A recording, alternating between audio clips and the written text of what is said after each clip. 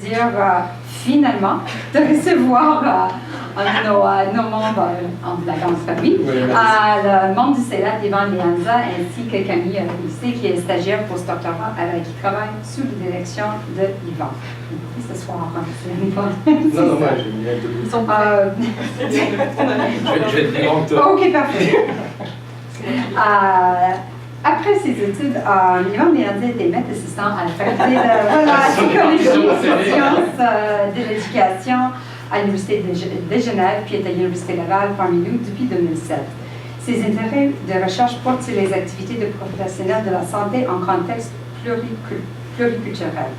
Donc, il publie sur les diverses problématiques interculturelles, notamment le rapport à l'autre, en milieu médical et les rôles sociaux des interprètes communautaires en santé. Je me rends heureuse. Donc, ces champs de recherche couvrent les troubles du sommeil, le travail avec les interprètes communautaires, le travail avec les interprètes en santé mentale aussi. Et il a de nombreuses publications sur l'exercice des pédiatres en contexte multiculturel, la prévention des risques et des crises, diffuser, mobiliser et partager l'information sur l'éducation en pédiatrie culturelle, etc. Elle était aussi co-directeur du laboratoire psychologie et culture ici à l'Université Laval. D'où travaille Mme Camille Brisset, notre stagiaire postdoctoral et membre étudiant au Centre de recherche CELAT. Elle a fait ses recherches doctorales en psychologie à l'Université de Bordeaux, où elle a travaillé sur les étudiants en première année et les étudiants internationaux vietnamiens sur les questions de mieux comprendre leur intégration en contexte institutionnel. Elle travaille à ce moment sur 2 projets sur l'interprétation en santé mentale et l'amélioration de la santé des réfugiés à Québec, excusez-moi. Donc, et ses intérêts de recherche portent sur la psychologie interculturelle. Elle a, je viens de souligner, un dossier fort intéressant de publication. Elle a déjà publié dans de nombreuses revues, incluant Frontiers in Cultural Psychology, Patient Education and Counseling, Frontiers in Educational Psychology, International Journal of Intercultural Relations, etc., etc.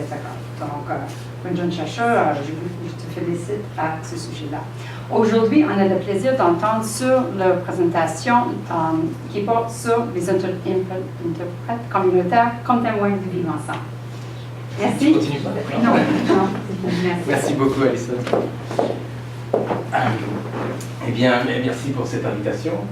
Et comme on est un nombre tout à fait raisonnable et sympathique, je vous invite à intervenir quand vous voulez dans la présentation, parce que ce serait bien plus sympathique comme ça. Donc, comme l'a dit Alison, c'est un sujet qui m'intéresse depuis fort longtemps, un peu plus que 10 ans, je ne devrais pas le dire parce que ça me vieillit, mais ça c'est un peu plus que 10 ans déjà. Et c'est surtout l'interprète communautaire dans le milieu de la santé qui m'a intéressé et sur lequel ont porté mes recherches. Je veux dire aussi ici qu'il y a Camille qui est présente avec moi aujourd'hui, mais c'est un travail collectif que nous faisons au laboratoire psychologie et culture sur cette question-là et sur d'autres questions.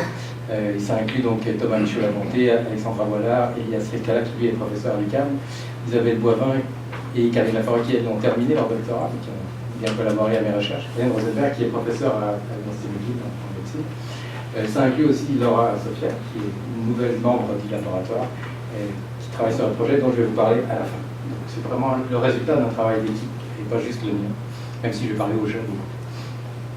Comme menu, puisque c'est l'heure du midi, presque, je vous propose un menu à l'italienne avec un antipasto, une introduction sur qu'est-ce que c'est que l'interprétariat communautaire, comme contorno, un petit cadre théorique que j'utilise, que j'ai développé au cours des années, et puis comme primo piatto, des résultats de recherche, d'abord d'une revue systématique de la littérature, sur les recherches qualitatives en particulier. Comme secondo, je vous présente des résultats de recherche sur les représentations, comment les professionnels de la santé se conçoivent le rôle de l'interprète communautaire, les rôles de l'interprète communautaire. Et comme texte, ça c'est un peu spécial, il y a un texte dans ce menu-là, la place du monde vécu dans les consultations. en fin de menu, comme dolce, je vais vous proposer une petite discussion, bien entendu, et même des fruits, de la frutta, pour passer à l'action. C'est-à-dire qu'après avoir accumulé toutes ces données de recherche, nous sommes prêts à passer à l'action, pensons-nous, au laboratoire. Et on va vous montrer comment on va le faire. En tout cas, c'est un projet en élaboration. Alors, pour commencer, il faut quand même justifier pourquoi on s'intéresse à l'interprétariat communautaire. Ça ne figure pas sur cette diapositive, mais les statistiques de Statistique Québec, de l'Office de la statistique du Québec, montrent que les nouveaux arrivants qui sont arrivés entre 2000 et 2009 étaient toujours à peu près dans une proportion d'un tiers non francophone, non anglophone, ne maîtrisaient pas ni le français ni l'anglais en 2011. Donc entre 2 et 10 ans après leur arrivée, ils ne maîtrisaient toujours pas la langue locale. D'autres recherches, très solides, qui s'appuient sur des grosses bases de données quantitatives, montrent ce qu'on appelle le Healthy Migrant Effect en bon latin, c'est-à-dire en français, je ne sais pas, l'effet du migrant en santé. Et cet effet, en fait, c'est que le migrant, quelle que soit son origine, sa provenance, et c'est ce qu'on observe dans les sociétés riches qui accueillent beaucoup de migrants, la santé des migrants diminue avec le temps. Pour arriver, ils arrivent en bonne santé, en très bonne santé, même au-dessus de la moyenne nationale, mais ils finissent par arriver dans le système de santé assez magané, même en dessous de la moyenne de santé de la population nationale. C'est d'autant plus vrai pour les réfugiés qui, eux, arrivent déjà avec un état de santé moins bon que la population nationale, mais il y a aussi cet effet de diminution de l'état de santé. Donc ça, c'est des grosses équipes sur des très gros échantillons. On peut probablement me donner plein d'anecdotes sur le contraire, mais c'est quand même un effet qui est régulièrement mis en évidence. Kevin Potty, qui est un chercheur d'Ottawa, lui a fait la démonstration qu'un des facteurs importants de cet effet-là, c'est la maîtrise de la langue. Moins on parle français ou anglais au Canada, plus on a des chances d'accélérer cette chute dans notre état de santé. Donc s'intéresser à la langue dans les milieux de santé, aux différences linguistiques dans les milieux de santé, ce n'est pas anecdotique. Il en va de la santé de ces personnes, qui ne sont pas majoritaires, c'est encore plus véritable. Et il y a d'autres recherches, bien entendu, qui montrent à quel point la différence de langue, ce qu'on appelle la barrière linguistique, est associée à différents aléas, différents problèmes dans le monde de la santé. Un taux plus élevé d'hospitalisation pour des plus longs séjours, un taux plus bas de suivi, une mauvaise adhésion au traitement, un taux plus bas d'intervention préventive, des insatisfactions, aussi bien des patients que des professionnels. La conclusion de tout ça, c'est que quand on est un patient qui ne parle pas la langue du système de santé, on a des risques plus grands d'erreurs médicales, avec des conséquences beaucoup plus sévères. Une fois encore, ça n'est pas anecdotique de se pencher sur ces questions. Excusez-moi. La solution qui est prônée, il y en a d'autres, je ne sais pas, c'est de travailler avec un interprète communautaire. Qu'est-ce que c'est qu'un interprète communautaire? Pour Franz Pöschacker, qui est un interprète de formation, un interprète de conférence de formation, mais qui a fait beaucoup de recherches dans l'interprétariat communautaire, c'est tout simplement l'interprétariat communautaire, c'est une activité d'interprétation en contexte institutionnel dans une société donnée, dans laquelle les intervenants et les clients ne parlent pas la même langue. Et ça se différencie, bien entendu, de l'interprétariat de conférence, qui est on va dire, l'exemple canonique en matière d'interprétariat, par le fait que l'interprète est dans l'interaction, et pas au-dessus de l'interaction, ou derrière l'interaction, ou à côté de l'interaction, mais il est vraiment dedans. Il est pris dans l'interaction. Et il ne traduit pas comme l'interprète de conférence en simultané, il ne le fait pas toujours, mais la plupart du temps, il traduit en simultané. L'interprète communautaire, lui, va traduire par paragraphe ou de façon consécutive. Il va attendre qu'il y ait un bout de texte qui soit dit pour ensuite le transmettre dans l'autre. Les interprètes communautaires sont en majorité issus des communautés pour lesquelles ils interprètent. Ça veut dire qu'ils ont le même parcours que la plupart des personnes pour lesquelles ils interprètent. Ce ne sont pas des amoureux d'une langue particulière qui choisissent de travailler dans cette langue-là, ou pour plusieurs langues. C'est souvent plus par intérêt personnel et par sentiment d'engagement envers la communauté qui vont finir par devenir interprètes communautaires. Et ils interviennent dans plusieurs des institutions publiques que fréquentent les membres de leur communauté. Ça veut dire qu'ils ont une vision du parcours personne qui fréquente ces institutions, bien plus nuancée et détaillée que ne peut l'avoir l'intervenant lui-même.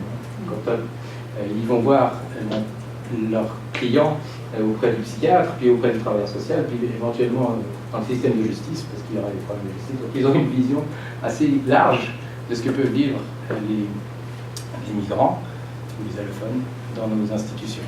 Et ça, c'est d'autant plus vrai dans les petites communautés comme Québec, dans les petites villes comme Québec, où il y a peu d'interprètes, peu de migrants, et des institutions assez proches les unes des autres, donc qui utilisent les mêmes interprètes. Il y a aussi, bien sûr, une caractéristique majeure par rapport aux interprètes de conférence, qui est la très grande diversité des formations. Dans la littérature scientifique, vous allez trouver des qualificatifs comme professionnels et ad hoc ou informels. Les interprètes professionnels, les interprètes communautaires professionnels, ce sont des interprètes qui ont eu une formation, mais elle varie très grandement d'un contexte à l'autre. Ça peut être une formation universitaire, comme on trouve en Australie, jusqu'au niveau de la maîtrise, en interprétariat communautaire. Mais au Québec, c'est 45 heures de cours à l'Université de Montréal pour les interprètes de Montréal, et c'est à peu près rien pour les interprètes de Québec. Donc il y a une très très grande variation entre ces deux extrêmes. On trouve en Belgique, en Suisse par exemple, des formations qui sont données par des organismes communautaires, mais qui sont sanctionnées par les gouvernements. Donc il y a une forme de certification à l'interprétariat communautaire qui ne passe pas par les institutions habituelles de l'éducation, qui inclut plusieurs centaines d'heures de formation. Voilà, donc il y a une très grande diversité de ça, mais je vous ai dit ce qu'il en est pour la ville de Québec et Montréal. Ceci, ça va? Vous avez des questions? Non? C'est bon? C'est clair? Bien. Alors, ceci dit, mon programme de recherche,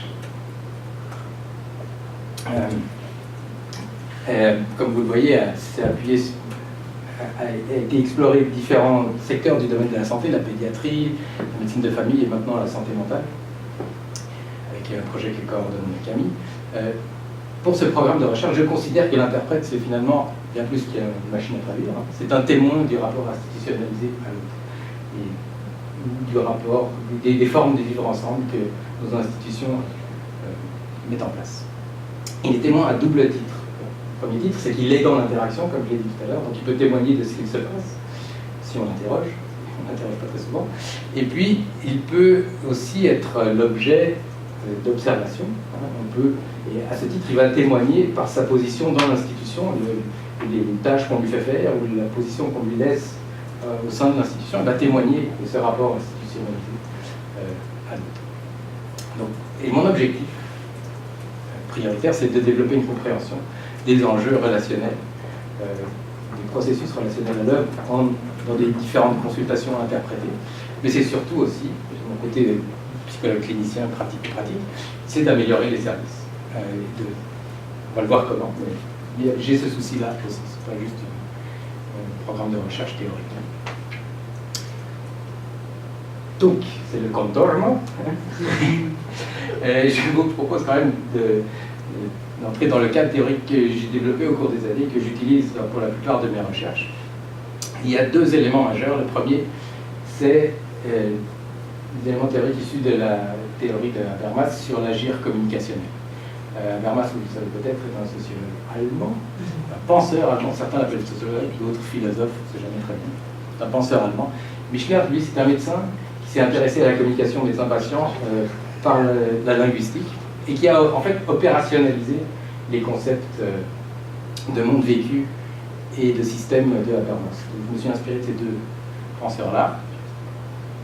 Donc, pour faire bref, Habermas distingue dans sa théorie de l'agir communicationnel le système du monde vécu. Le système est caractérisé par une forme de communication qu'il détermine, qu'il appelle stratégique. C'est-à-dire qu'à l'intérieur du système, toutes les formes de communication, normalement, sont orientées vers un objectif particulier, qui est de maintenir le système en place et de respecter les contraintes que le système impose aux personnes présentes à l'intérieur. Donc ça va se traduire dans le système de la santé, dans le monde de la santé, par un langage spécialisé, par une voix particulière, et ça va être un langage spécialisé, des faits bruts isolés, des symptômes quantifiés, et l'exclusion de tous les faits familiaux, sociaux, culturels ou affectifs. C'est ce que dit Michel. Pour le monde vécu, il est caractérisé par l'agir communicationnel. L'agir communicationnel, sa caractéristique majeur, c'est de ne pas avoir un objectif particulier, si ce n'est la négociation, le partage de sens. On va construire tout le temps du sens. La communication ne sert qu'à partager des éléments pour finir par construire un sens commun.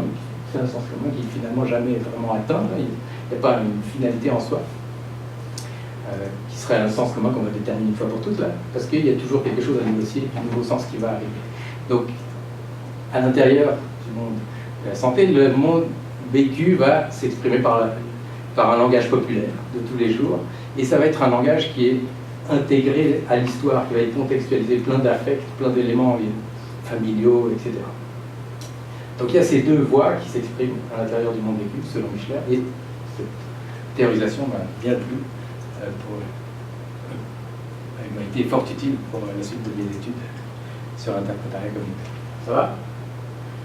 Ok.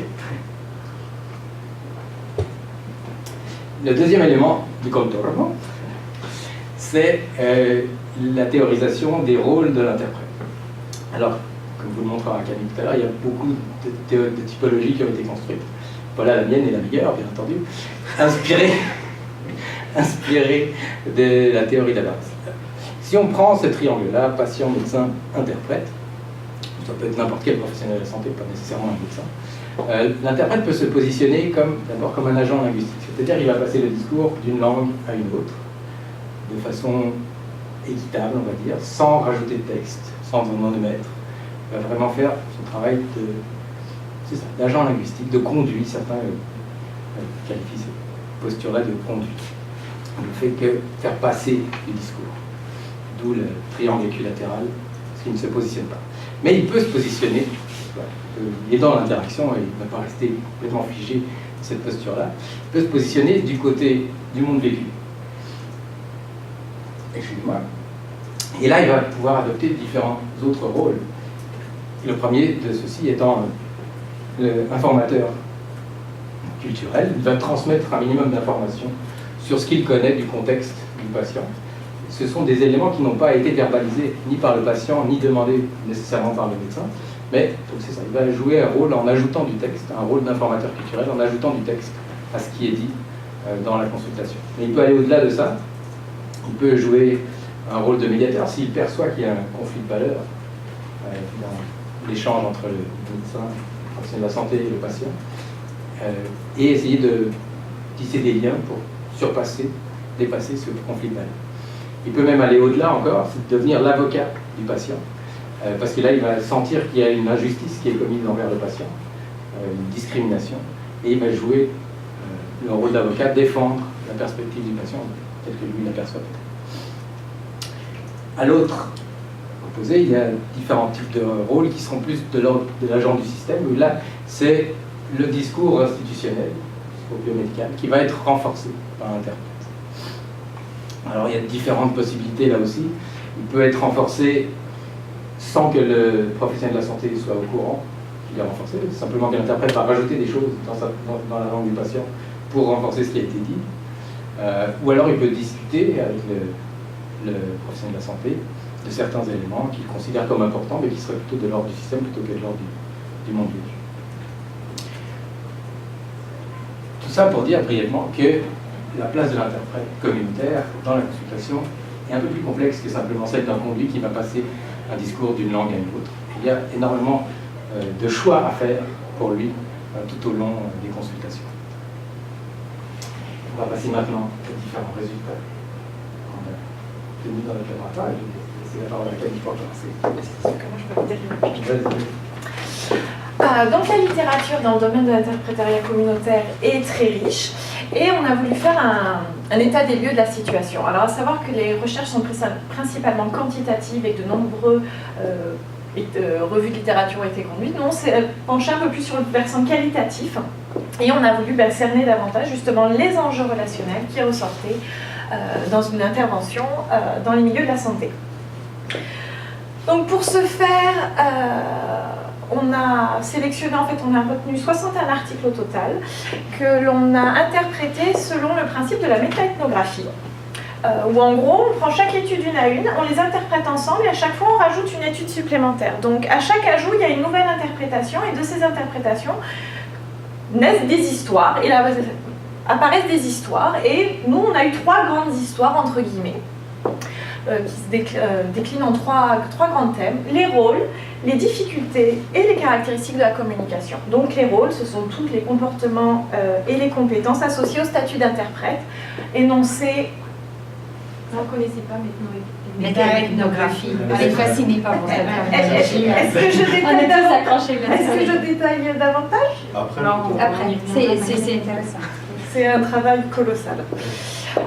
Donc les rôles tant énoncés par les interprètes que perçus par les intervenants de la santé, mais aussi les patients. Les difficultés, toutes les difficultés qui sont liées au travail avec interprète, par exemple celle avec la continuité, c'est-à-dire essayer d'avoir toujours le même interprète pour le même patient. Et également, on s'intéresse aux caractéristiques de la communication. Ce thème est un peu différent des 2 autres, parce que là, on ne s'intéresse plus aux représentations ou aux conceptions que vont avoir les différents acteurs, mais au réel, entre guillemets, de la consultation. Donc, pour le rôle, il existe différents rôles et plusieurs typologies dans la littérature. Et autant, ce n'était pas l'objectif de voir tous les rôles qui existaient dans les différentes typologies, mais de voir comment s'organiser les choses. Et il se trouve qu'ils s'agencent très bien les uns avec les autres sous une forme de continuum qui va du monde vécu au système. Et en fait, l'oscillation de ce pendule est nécessaire pour que puissent se prodiguer au mieux les soins. Par exemple, si l'interprète reste juste du côté du monde vécu, le patient ne sera jamais soigné. Et autour de ce pendule se modélisent les différents thèmes qui peuvent ressortir de la littérature. Donc par exemple, plus le rôle de l'interprète penche en faveur du monde vécu, plus il sera engagé envers le patient, plus il sera empathique envers le patient, donc moins il sera neutre. Plus le médecin, du coup, aura un sentiment de perte de contrôle sur la situation, moins le médecin fera confiance à l'interprète, etc., etc. Pour notre deuxième thème, les difficultés que l'on a schématisées selon le triangle infernal, ou le TCP Triangle, qui renvoie aux enjeux de confiance, de contrôle et de pouvoir. Et cela concerne les trois différents acteurs dans la consultation. Pour les 3, les enjeux de confiance sont primordiaux, mais c'est une tâche qui est bien difficile à faire, à mettre en place. Donc par exemple, si on se centre juste sur les interprètes, ils se retrouvent face à de nombreux dilemmes éthiques, par exemple en ce qui concerne la confidentialité ou la loyauté envers leur communauté. Là, les grandes questions, c'est que doit faire l'interprète si jamais l'intervenant ne prend pas en considération des éléments qui ont été amenés par le patient? Est-ce que l'interprète peut, à l'inverse, s'il sait des choses qui concernent le patient, est-ce qu'il peut les amener à l'intervenant si cela a une pertinence pour la consultation? Ou encore, est-ce que l'interprète peut informer la communauté dans des cas un peu délicats où, par exemple, un patient aurait été détecté comme étant HIV positif, mais ayant des mœurs sexuelles un peu légères et ne se protégeant pas? Donc voilà, il y a un certain nombre de choses auxquelles les interprètes doivent faire face. Le contrôle, donc ça s'avère être un thème majeur pour les intervenants, et notamment tout ce qui est contrôle sur la consultation, sur comment se déroulent et se passent les choses.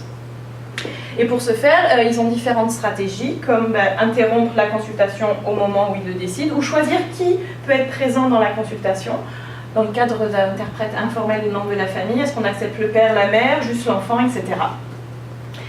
Mais ces stratégies peuvent parfois paraître contradictoires pour les interprètes, et notamment en ce qui concerne la continuité. Donc oui, le fait qu'il y ait toujours le même interprète, c'est important pour la continuité et la mise en place du lien avec l'intervenant, mais c'est aussi un obstacle parce que justement, il y a une perte de main prise sur ce qui se passe dans les enjeux de la communication. Au dernier sommet de notre triangle, on retrouve les enjeux de pouvoir qui, eux, sont plus extérieurs à la consultation, ils se retrouvent davantage dans l'institution. Et en fait, c'est représenté par toutes les contraintes institutionnelles qui sont imposées dans le système, donc notamment les impératifs de temps, par exemple. Il y a plusieurs consultations avec des gens qui ne parlent pas la même langue, il faut les enchaîner parce qu'il y a X consultations à faire dans la journée, donc l'interprète doit faire toutes les consultations sans, par exemple, jamais prendre le temps de faire une pause ou d'aller à la salle de bain. Donc ce qui implique un certain nombre du coup, de difficultés. Mais le dernier terme nous montre que les enjeux de contrôle, qui sont très présents dans difficulté du point de vue des intervenants, sont également, ne sont pas que le propre des intervenants, mais aussi des interprètes. Les interprètes informels sont plus contrôlants que les professionnels. Alors à savoir que les deux vont avoir un certain contrôle sur l'organisation de la consultation même, donc dans quel ordre on présente, on se déroule les choses, mais en plus les interprètes informels peuvent contrôler l'agenda du patient. Donc ce contrôle notamment s'exerce par toutes les transformations du contenu du discours. Par exemple, je vais juste vous parler de la réduction, donc qui vise à réduire le contenu et qui s'opère quand en fait ni l'intervenant ni le patient ne laissent le temps à l'interprète de traduire ce qui s'est dit et qu'il est obligé de faire un condensé d'informations pour respecter le temps de la consultation aussi. Donc ces transformations de discours sont généralement vues comme des erreurs de la part des interprètes, mais ce n'est pas forcément que négatif en soi. Alors oui, traduire cœur parfois ça peut être gênant, mais ces transformations peuvent également aider à la mise en place du lien, notamment atténuer un discours un peu revendicateur de l'intervenant, ou faciliter la compréhension du jargon médical, et donc du coup faciliter au final l'alliance thérapeutique. Et je vais rendre la parole à mon responsable de stage. Merci. Merci Camille. Voilà. Et donc cette revue de littérature, vous allez voir, portait sur, tu l'as pas dit je crois, portait sur une soixantaine d'articles. 61. Tu l'as dit, excuse-moi, c'est moi qui dormais. 61. Donc évidemment, il y a des thèmes qui ont été repérés dans ces 61 articles que vous allez voir maintenant dans les recherches que nous avons menées au labo. Vous écoutez très bien, c'est bien. Bravo.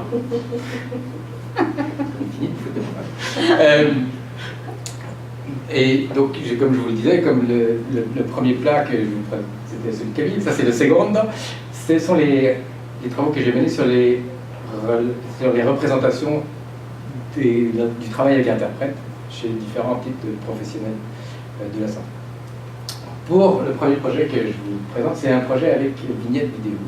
Alors, l'objectif, c'était de mettre en évidence les représentations sociales de médecins expérimentés, résidents et étudiants dans la ville de Québec. Et pour ce faire, j'ai utilisé un matériel que j'ai construit pour cette recherche-là, qui sont un ensemble de vignettes vidéo. J'en ai fabriqué 6, mais finalement j'en ai utilisé 3, parce que c'était un peu difficile de recruter beaucoup de gens pour cette recherche qui m'emballait moi beaucoup, mais peut-être le monde médical un peu moins. Donc il y avait 3 vignettes vidéo. Une dans laquelle, c'est toujours la même situation clinique. C'est un jeune homme qui vient se présenter à un médecin, il a mal à la gorge, et il y a une interprète qui est présente. La première situation, l'interprète répond aux questions du médecin à la place du patient. Dans la seconde, l'interprète discute avec le patient d'une petite chose de la vie quotidienne, mais ne traduit pas au médecin. Et dans la troisième, vous allez voir.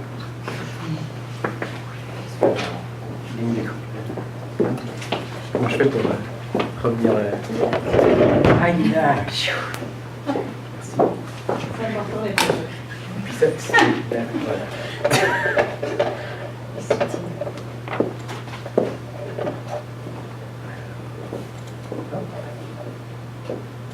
pas très bon. Bonjour.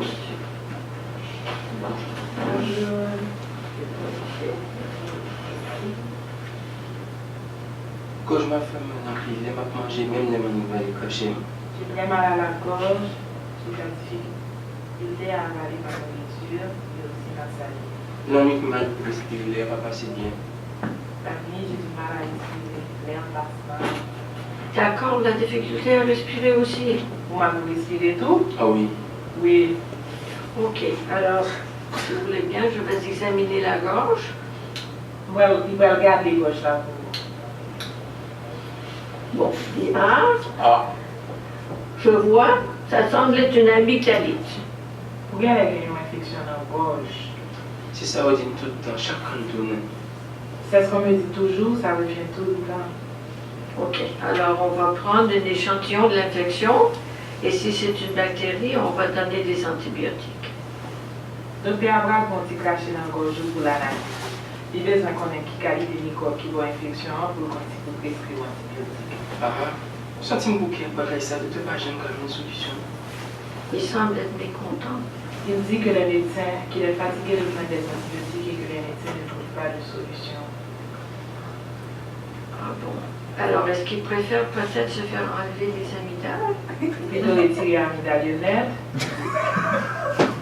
Vous savez, pour plusieurs personnes en Haïti, les remèdes comme les antibiotiques ne sont pas toujours une solution suffisante. Il existe des explications alternatives aux problèmes de santé et les croyances sur la maladie sont quelquefois très différentes. Ok. C'est un véritable problème, docteur Bafouti comprendre. T'es pas réussi à sauter tomber sur rien. Il semble que les médecins ne le comprennent pas et ils voudraient comprendre pourquoi ça lui arrive. Vous savez, il existe des spécialistes dans notre culture qui ont des remèdes très efficaces pour ce genre de problème. Alors lui, est-ce qu'il a une idée d'une autre sorte d'explication? Docteur Mandozo suspecte que le problème n'a sorti. Ah, mais ça me bat douter. Je ne sais pas, je ne suis pas docteur. Ok. Alors, on va vérifier, on va prendre un échantillon pour l'infection.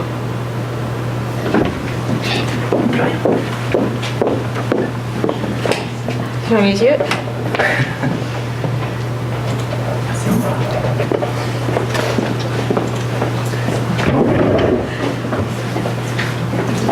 Ça vous a fait réagir en tout cas? Oui. Alors, qu'est-ce que vous en pensez? Elle est beaucoup du côté Vous du êtes monde enregistré? vécu. Vous avez beaucoup du côté du monde vécu? Ouais. Ouais. Bravo. La médecin est très ouverte, je trouvais, comme quand elle a comme relancé l'autorité en disant est-ce que toi tu dis que tu as des solutions, elle partageait un peu, elle comprenait, fait que je trouvais que ça puis lui il se contredisait ou je sais pas trop en disant ben là je suis pas médecin, en même temps la médecine trouve pas de solution, fait que ça montrait bien finalement ses limites de patient. Merci. Il n'aurait pas passé l'examen d'interprétation. Pourquoi? Ben, parce que nous, ce qu'on enseigne à des futurs interprètes, c'est de respecter la parole dite et d'avoir un jeu inexistant. Alors, elle ne respecte évidemment aucune de ces deux caractéristiques. On comprend dans le contexte d'ailleurs ce qu'elle fait, et c'est très intéressant, mais c'est pas un type d'interprète, parce que je dis ça, parce qu'un type d'interprète, c'est évidemment inacceptable. Elle n'est pas d'intervenante dans le processus de communication, c'est très intéressant. C'est plus du côté du monde vécu, mais pas tout le temps. Non, pas tout le temps. Alors, mais comme interprète, là, c'est. Ça vous fait réagir. Tant mieux. Merci. C'est très intéressant. Et du côté médical, on dirait au contraire, elle agit vraiment comme on espère qu'elle agisse. Elle a vraiment le rôle d'interprète, on attend. Vous êtes d'accord avec ce qu'il a fait? Oui. Ah oui, Laura aussi? Ah ouais. C'est un médecin fantastique, parce que c'est pas toujours le cas.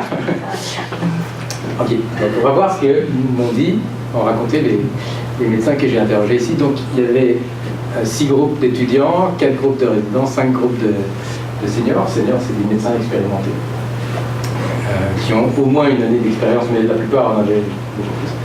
Vous voyez que c'est en majorité des femmes et que c'est un échantillon assez homogène, assez représentatif, j'imagine, des médecins qu'on trouve dans la région de Québec. Les groupes ont vu 2 des vignettes, pas les 3, pour des questions de temps simplement. Donc ils n'ont pas tous vu toutes les mêmes vignettes, mais tous les groupes ont vu cette vignette que vous venez de voir. C'est la vignette informateur culturel. De ce corpus de focus group, de discussion de groupe qu'on a retranscrit, on a appliqué une analyse statistique là-dessus, statistique textuelle. Je ne suis pas spécialiste de ça, c'est Elias Riscala de l'UQAM qui est spécialiste de ces questions-là. L'analyse statistique textuelle, je n'irai pas beaucoup plus loin comme explication, c'est une analyse exploratoire qui est faite de procédures automatiques, mais aussi de beaucoup de choix, donc de procédures manuelles.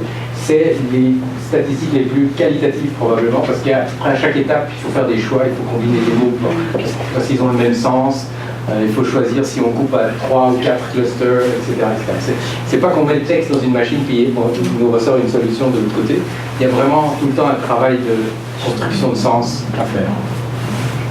Ça, c'est la première analyse qu'on a fait. On va faire une autre analyse qui est quasiment finie, qui est une analyse thématique, de qualitatif plus classique, et on va comparer les deux après.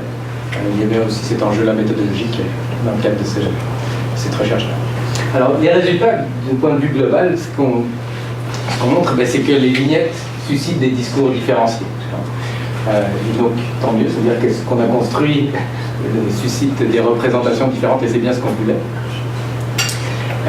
Par contre, on a varié l'ordre de façon à pouvoir contrôler s'il avait un effet sur le discours des participants. Or, l'ordre de présentation des vignettes n'a pas d'effet. On montre celle-ci en premier, puis ensuite une autre, ou celle que vous avez vue en deuxième plutôt qu'en premier. Ça ne change pas le discours à propos de ces vignettes. Par contre, ce qui est la variable la plus importante, c'est vraiment le statut, ce qu'on appelait le statut, l'expérience des personnes. Les étudiants, les résidents et les médecins expérimentés ont des discours très différenciés, et vous allez le voir. C'est ce qui est bien avec ce type d'analyse, c'est qu'on peut faire des jolis graphiques en couleur.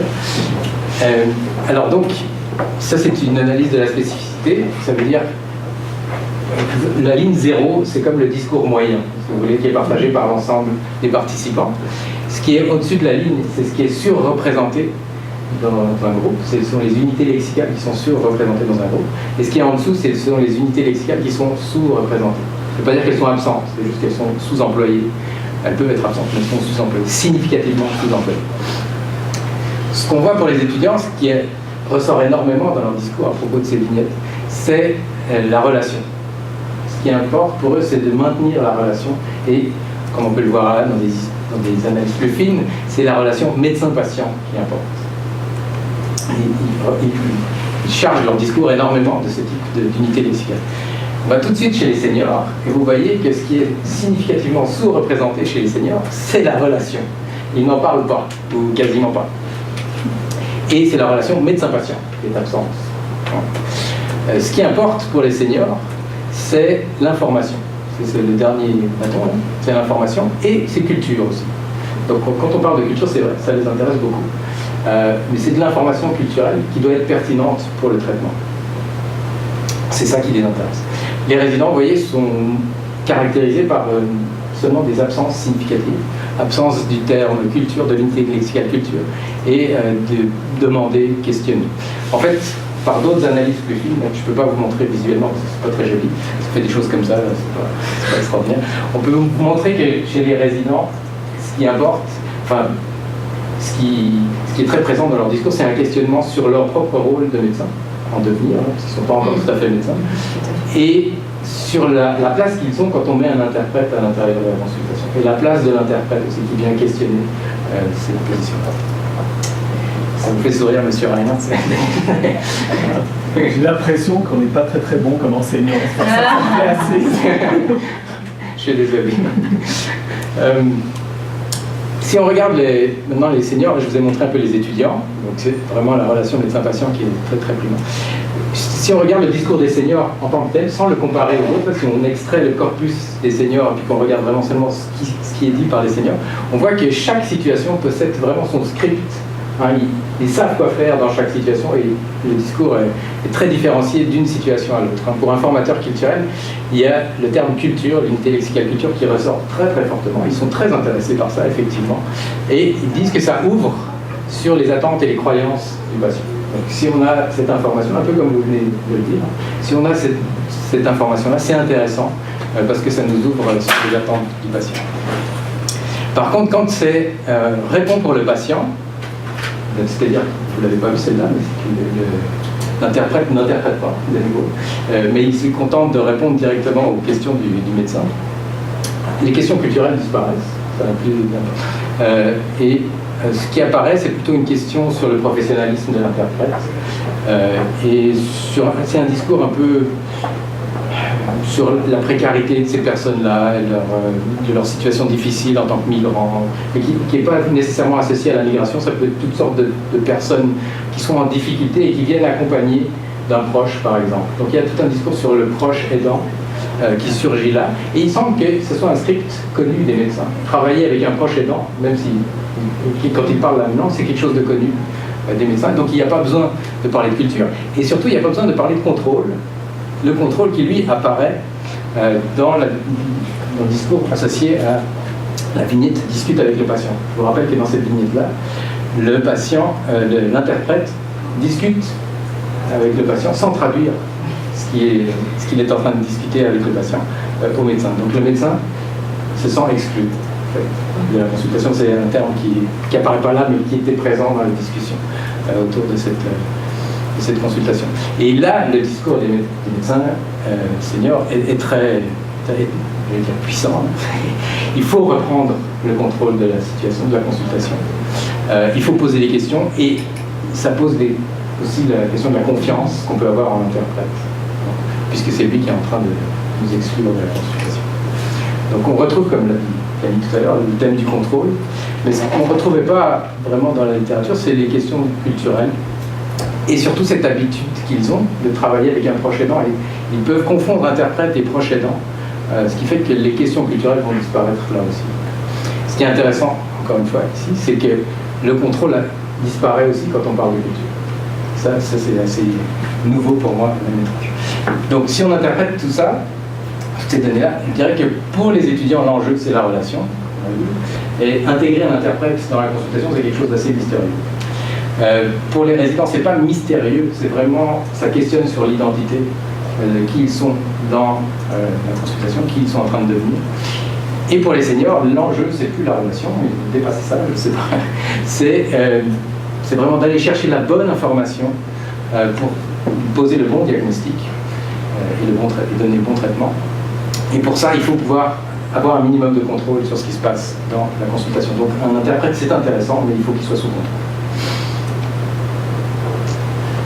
Voilà pour cette recherche-là. Maintenant, Camille va vous présenter les résultats de notre étude récente en santé mentale. Donc ça, c'est ce pourquoi je suis venue à Québec au départ, où on voulait voir quelles étaient les représentations des professionnels de la santé en santé mentale. Et il s'agissait de faire on n'a pas encore fini, de faire un état des lieux avec un devis mixte. Là, je vous présenterai que les résultats quantitatifs. Les qualitatifs sont encore en cours de codage. Au départ, on visait Montréal et Québec, mais le recrutement a été compliqué à Québec, et ce qui fait qu'on s'est centré sur la ville de Montréal.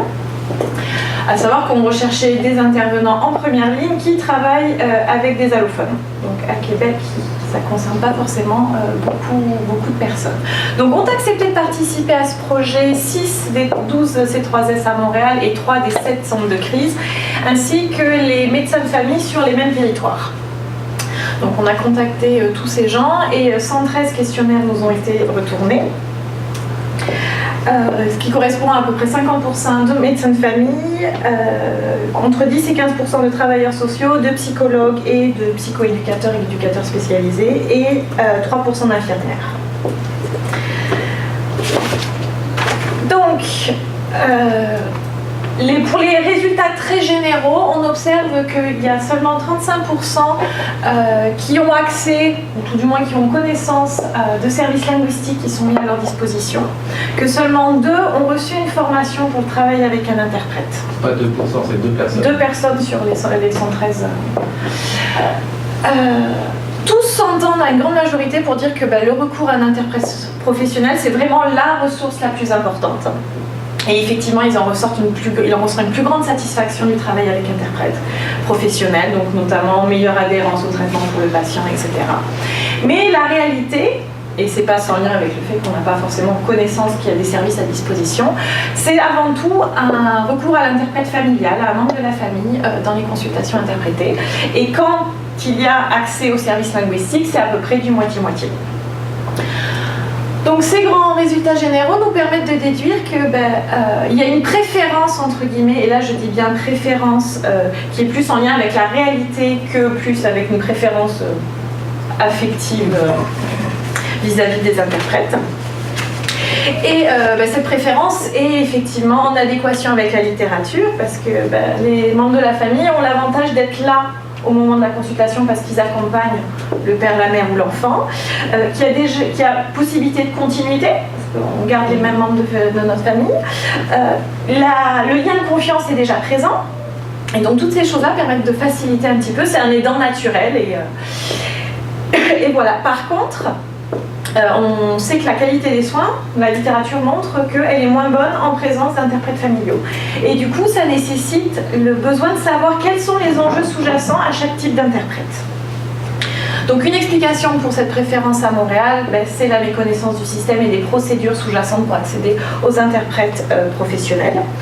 Donc oui, c'est de la responsabilité des intervenants de fournir des soins adéquats, mais s'ils ne savent pas ce qu'il y a à leur disposition pour fournir des soins adéquats, forcément ça pose quelques petites difficultés. L'interprète idéal, au niveau des représentations qu'on a vues, c'est que c'est un professionnel de la langue spécialisé en santé mentale, mais aussi un professionnel de la culture qui va connaître les différentes ressources du réseau. Et cette image correspond davantage à un interprète professionnel.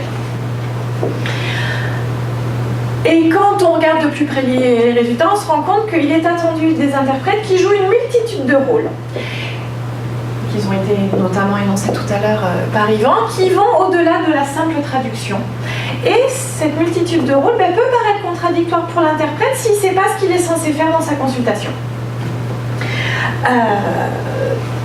Donc par exemple, comment est-ce que l'interprète peut à la fois être neutre et montrer de l'empathie? Montrer de l'empathie, c'est sortir, selon les textes, c'est sortir de la neutralité. Donc il y a des petites choses qui peuvent être compliquées à ce niveau-là. Donc au final, nos résultats soulignent déjà d'une part le besoin d'améliorer le système ou tout du moins clarifier et un peu plus de transparence au niveau des procédures qu'il y a par rapport aux ressources linguistiques, mais aussi un besoin de formation. Et là, la recherche souligne un besoin de formation pour les intervenants, donc notamment savoir qu'est-ce qu'un interprète, qu'est-ce que peut faire un interprète, qu'est-ce que doit faire ou ne doit pas faire un interprète, pour pouvoir un peu poser les règles du jeu dans la consultation et permettre à chacun de faire la recette qui marche le mieux, les mieux pour lui. Merci Camille. Dolce. C'est ça. Non, c'est pas Dolce. Il faut que j'aille plus vite, c'est ça? Non. On est taille. Ah, je pense. Oui, bon. Vous pouvez nous interrompre comme vous voulez.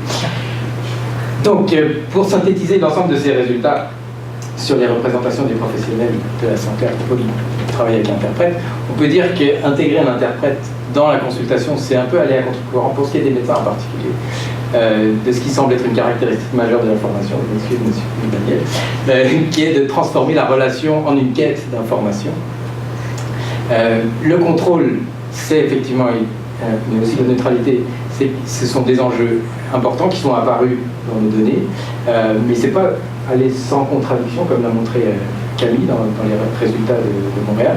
Et puis, il y a aussi des choses assez étonnantes, c'est l'absence de contrôle lorsqu'il est question de culture, comme si on n'avait plus besoin de contrôle lorsque l'interprète a ajouté du texte sur des questions culturelles. Là, il y a des choses à creuser à mon avis. Et puis, il y a cet intérêt pour ces informations de type culturel qui semblent susciter un intérêt particulier, je viens de le dire. Alors, non, la question suivante, c'est de savoir est-ce que cet intérêt pour le monde vécu est présent dans les consultations elles-mêmes et comment est-ce qu'il est intégré. Donc c'était l'ensemble des recherches que je voulais vous montrer maintenant, mais je vais le faire très très vite, sur la place du monde vécu dans les consultations. Ça, c'est les résultats de ma recherche de thèse.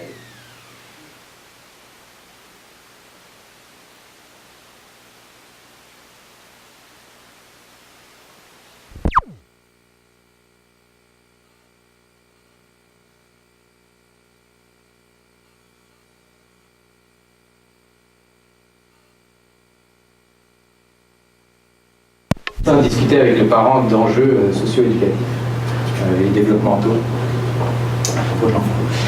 Donc vous voyez que dans 90% des cas, l'interprète se positionnait dans le rôle d'agent linguistique, ce qui est à peu près, on peut dire que c'est normal, puisqu'il est là essentiellement pour ça.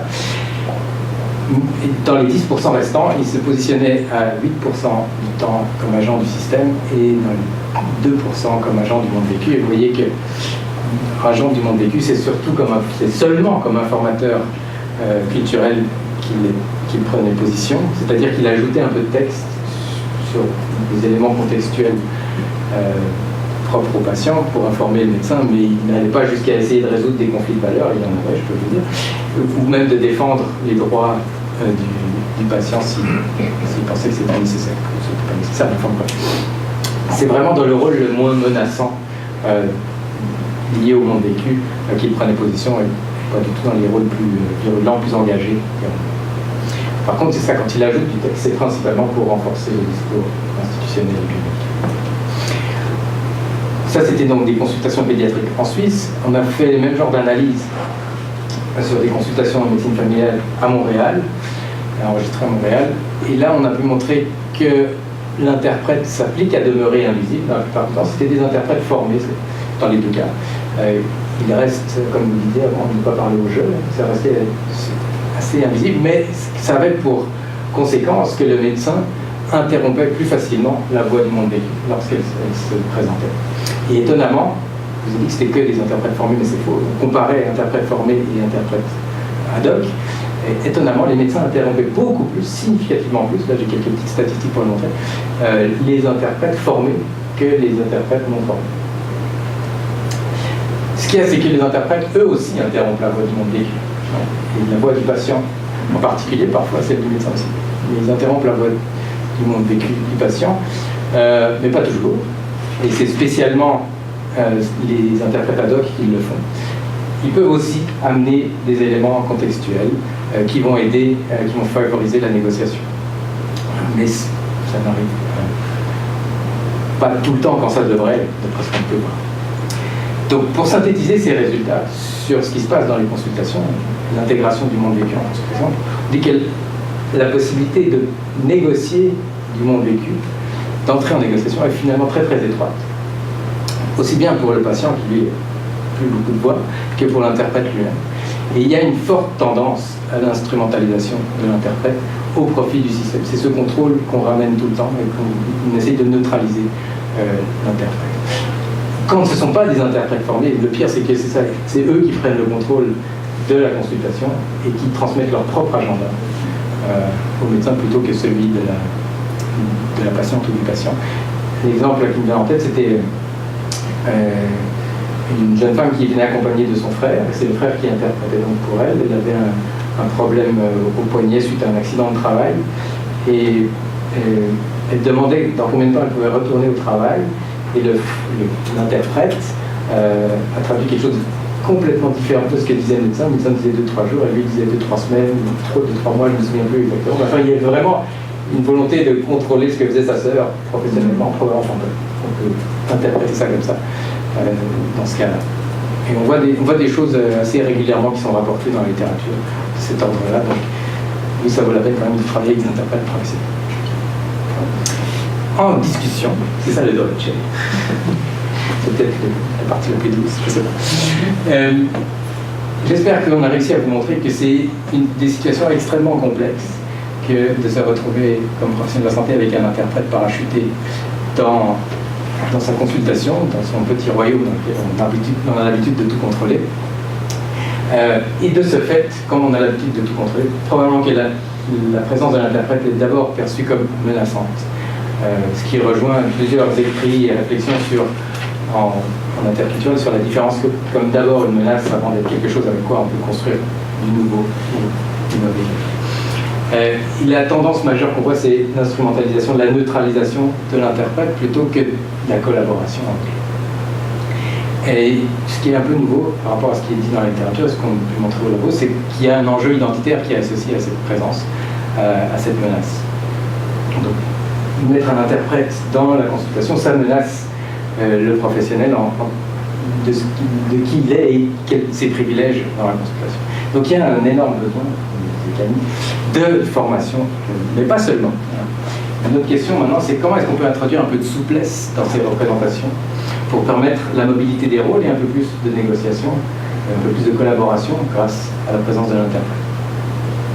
Et bien d'abord, bien sûr, par la formation, en agissant sur les interprètes et les intervenants, mais aussi, je pense qu'on n'a pas montré aujourd'hui, mais il y a une composante institutionnelle forte dans toute forme de consultation dans le monde de la santé, et il faut aussi agir sur le système au niveau de l'organisation. Et donc c'est notre projet de recherche collaborative avec la clinique de santé des immigrants et réfugiés de Québec, du C3S de la Ville-Capitale, qui est un centre expert au Québec, c'est ça, pour les questions d'accueil de santé des réfugiés, et avec le centre multiethnique de Québec, qui a la responsabilité d'accueillir les réfugiés à leur arrivée, et aussi de fournir en quelque sorte les interprètes à la clinique de santé des réfugiés. Cette collaboration, l'objectif, je ne vais pas vous en parler en détail, mais on pourra dans la discussion si vous voulez. L'objectif du projet, c'est de mettre en place un dispositif qui va intégrer les interprètes, qui va permettre d'intégrer les interprètes dans la clinique. Ce ne seront plus des consultants qu'on va appeler comme ça, ils auront leur bureau dans la clinique, ils auront des plages horaires fixes dans la clinique, en plus de ceux qui pourront être appelés en backup.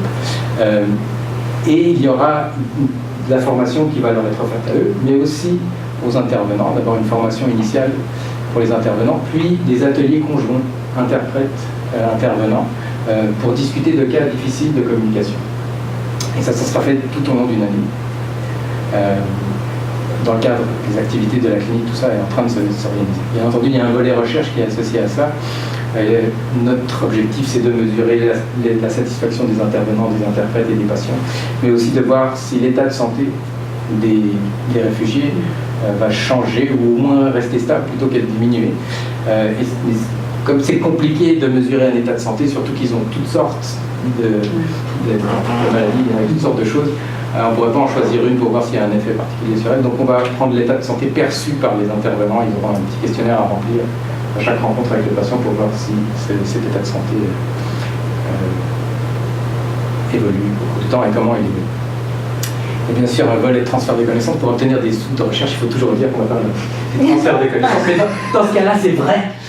J'espère. Dans ce cas-là, c'est vrai.